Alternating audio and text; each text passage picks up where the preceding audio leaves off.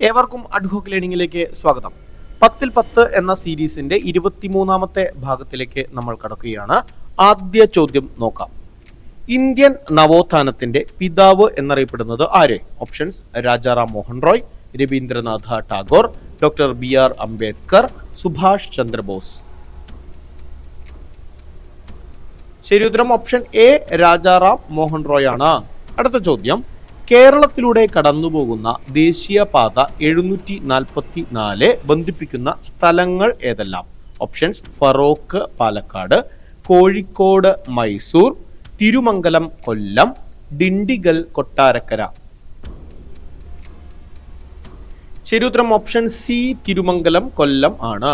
മൂന്നാമത്തെ ചോദ്യം: ആഗമാനന്ദ സ്വാമി ആദ്യം ആശ്രമം സ്ഥാപിച്ചത് എവിടെ? ഓപ്ഷൻസ്: കാലടി, തിരുവനന്തപുരം, പുതുക്കാട്, തിരുവല്ല.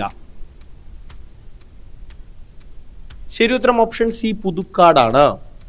ഭൂമിയുടെ ശ്വാസകോശം എന്നറിയപ്പെടുന്ന പ്രദേശം ഏത്? ഓപ്ഷൻസ്: സഹാറ മരുഭൂമി, ആമസോൺ മഴക്കാടുകൾ, ധ്രുവപ്രദേശം, കോണിഫറസ് വനങ്ങൾ. നിങ്ങൾക്കറിയാം ഓപ്ഷൻ ബി, ആമസോൺ മഴക്കാടുകളാണ്. അഞ്ചാമത്തെ ചോദ്യം: സിന്ധു നദി പാകിസ്ഥാനിലേക്ക് പ്രവേശിക്കുന്ന ഭാഗം ഏത്? അറ്റോക്, ജാങ്, ചില്ലാർ, താന്തി. ശരിയുത്തരം ഓപ്ഷൻ സി, ചില്ലാർ ആണ്. ചില്ലാർ.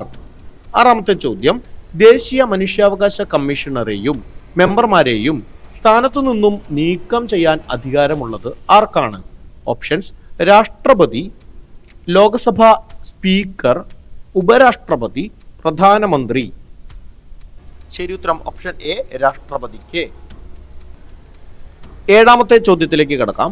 ഇന്ത്യയുടെ മാഗ്ന കാർട്ട എന്ന് വിശേഷിപ്പിക്കുന്നത് എന്തിനെയാണ്? ഓപ്ഷൻസ്: മൗലിക ചുമതലകൾ, മൗലിക അവകാശങ്ങൾ, നിർദ്ദേശക തത്വങ്ങൾ, നിയമവാഴ്ച.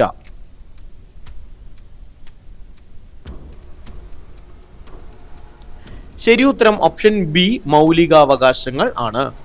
എട്ടാമത്തെ ചോദ്യം: അഞ്ചുതെങ്ങ് കലാപം നടന്ന വർഷം ഏത്? ഓപ്ഷൻസ്: 1691, 1697, 1695, 1693. ശരിയുത്തരം ഓപ്ഷൻ ബി, 1697 ആണ്. ഒൻപതാമത്തെ ചോദ്യം: അക്കാമ ചെറിയാനെ തിരുവിതാംകൂറിലെ ഝാൻസി റാണി എന്ന് വിശേഷിപ്പിച്ചത് ആര്? ഓപ്ഷൻസ്: ഗാന്ധിജി, ജവഹർലാൽ നെഹ്റു, സർദാർ വല്ലഭായ് പട്ടേൽ, കേളപ്പൻ. എല്ലാവർക്കും അറിയുന്ന ചോദ്യമാണ്. ഓപ്ഷൻ എ, ഗാന്ധിജി ആണ്.